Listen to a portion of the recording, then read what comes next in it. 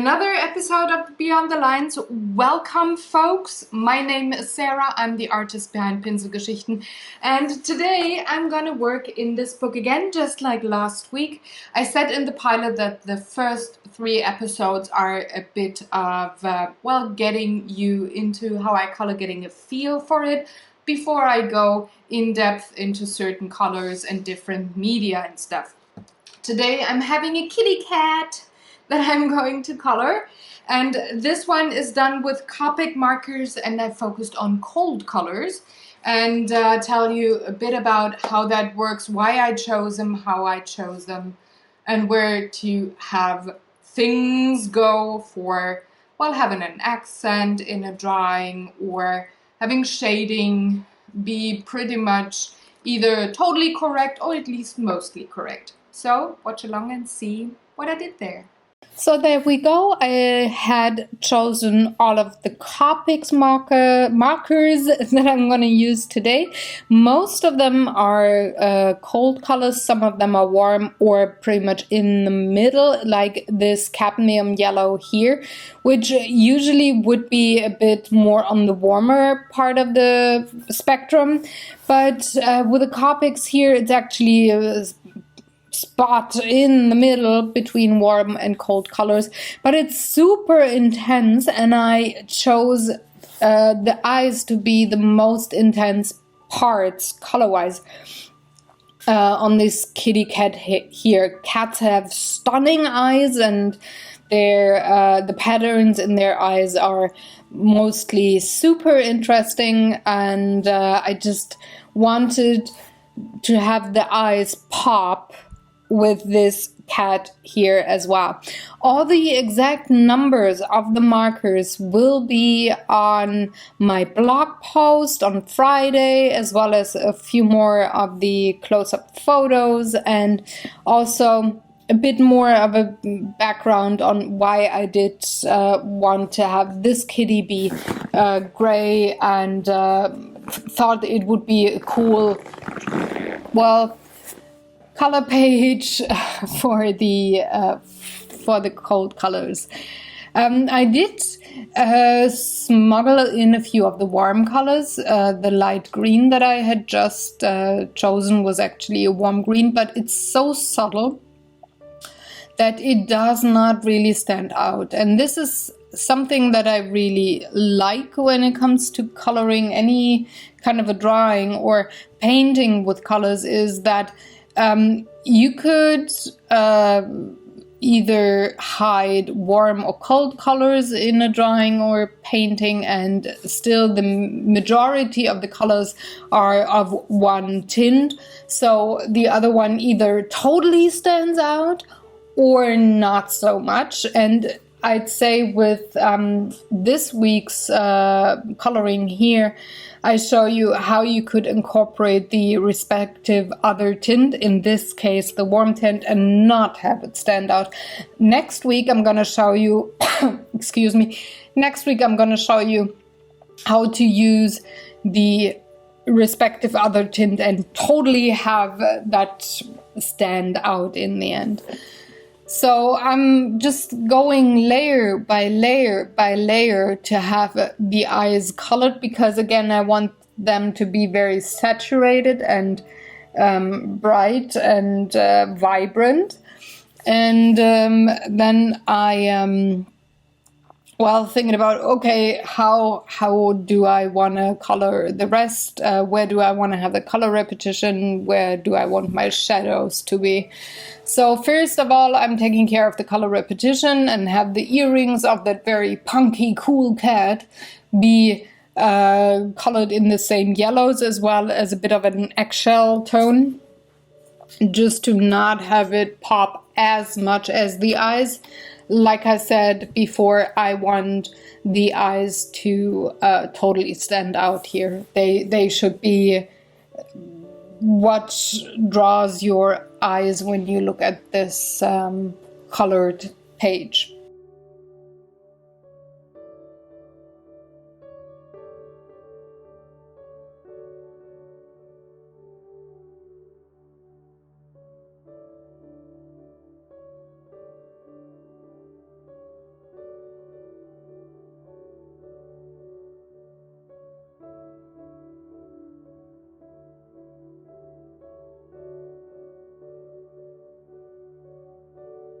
So now that I'm done with the yellows, I can bring in the pinks for the nose and the ears. And I did choose a pale grape color, which is a mixture of a cold gray and a very, very, very light pale violet, like what's that flower called? Something with L. Lilac. That's the name. And you can see here on the nose, I'm having the shading from the lower hand side, so the top is way lighter. And this, though, I'm putting a rather strong purple on top, the second color that I used for shading. It's actually not that subtle, but since the pale grape is more of a grayish tone, it does tone down that shading color to the point that in the end it doesn't sit in the foreground. It doesn't take away from the vibrancy and the intensity of the yellow eyes. And I did only choose cold grays for the kitty to be colored. And I'm having some sections that I took the darkest cold gray that I have for, and have a solid layer of these patterns there around the eyes, just to even make them pop a bit more and to take advantage of the pattern that are on the paper here and just play with that pretty much.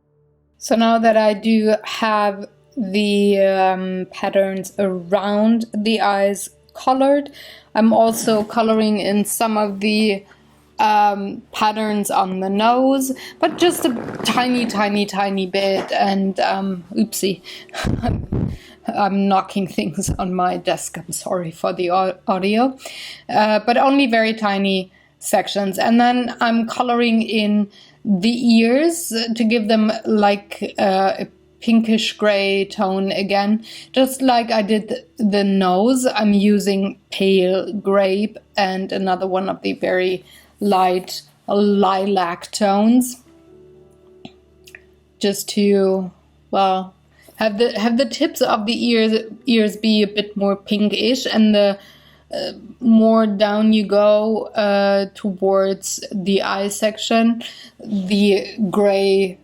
tone will definitely be more dominant than the pink one. Just the tips have to be a bit more pinkish to have the kitty cat for one look cute, and for the other part have color repetition there for the kitty, for the nose, the pink, the nose, you know what I mean, right? And then I'm going in with the lighter grays to color in the ears, and I'm using C1 and C3 mostly. For the eyes, gosh, I cannot talk, it's way too hot. For the ears I'm using C1, C3 mostly, just because these areas are way closer to the light source that I would imagine. The light comes pretty much from the top midsection, so the inner parts of the ears, like towards the hairs, they're lighter, and the outlines of the face and the ears will be a bit darker in the end. But I'm just going back and forth and layering to the point that I am happy with the color intensity and the blending.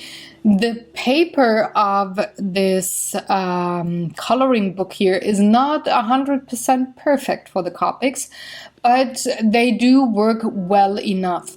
And then I'm going around the whole face and I'm just separating sections that are with a lighter gray, some are with a darker gray. Where do I want to have my shading sit? Where do I want to have very stark separation from other sections? And where do I really just want to have a gradient blend going on so that there's only maybe a subtle change from light to dark? The subtle change would be on the nose section and the eye section, like the shading is way subtler than it is on the outside lines here right now at the face. The shading is way less gradient there. But that much cool gray really makes the pink and the yellow pop even more. It's amazing how you can achieve that a color is way more vibrant and intense than it already is by just having a very monochrome tone all around it. In this case, the cold grays here. The section around the eyes, I'm going in with a very light gray because I do have the patterns colored with the darkest gray in the beginning, remember? So I have to have quite the contrast there. Hence, I'm going in with a light color around the eyes and then have the darker sections around the snout or the mouth area of the kitty catty. Going way more intense in the darker grays here.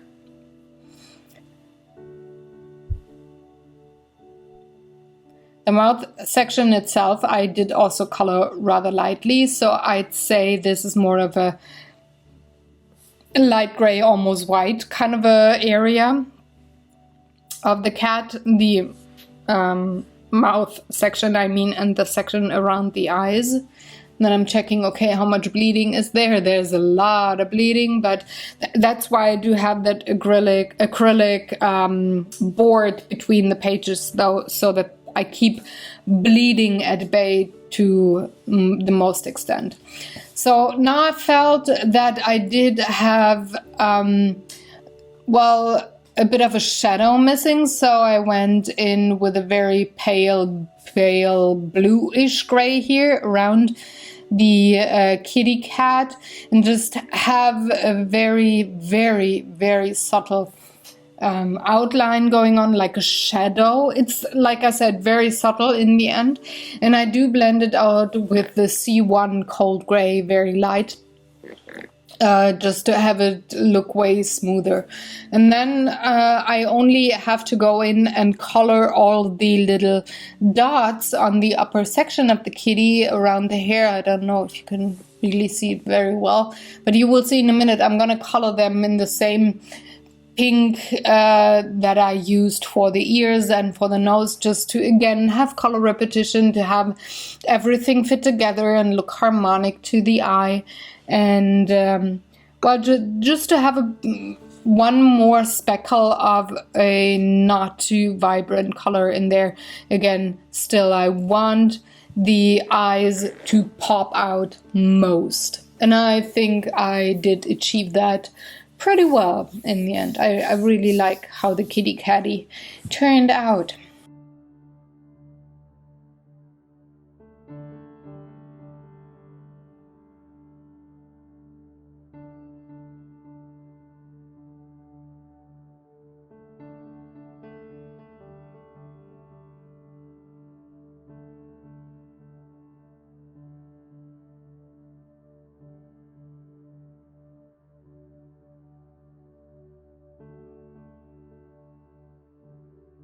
And like you can see here, take your time to think.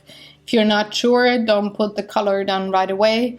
Take your time to think and then put it down once you're sure you want to have a thing done in your drawing or your painting. Nobody's rushing you, so take your time, think about it, and make sure you really want to do something before you do something in any kind of a drawing or a painting, especially if you cannot erase, or if you can't really correct something. Make sure that you really want something to be there. And sometimes it plays to a painting or drawing when you have white space in there, especially with certain media and with certain color combinations. So maybe once in a while you don't want to have the whole page colored, but have a bit of a white space to have a very heavy contrast in your drawing.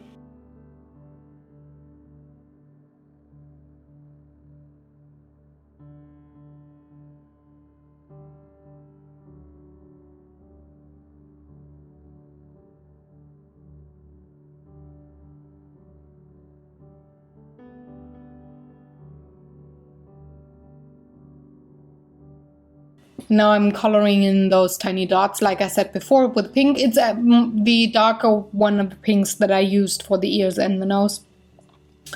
The exact number and the color name, or, well, you're actually cool with the number. You don't need the name. It's gonna be on the blog. There's a number for this coloring, and like I said, the blog will be out tomorrow. But I think that just, makes things a bit more complete and harmonic when it comes to color repetition, colors used, stuff like that. So this page has a lot of cold and almost desaturated tones of colors, except for the yellows in the eyes. So the only thing I will do afterwards is go in with a white gel pen and add some tiny details. And that's my drawing, my coloring right here. So I hope you enjoyed watching along. If you have any questions or comments, please leave them in the comment section below. Next week will be one more of these kind of videos, meaning I do have voiceovers instead of talking you through what I did.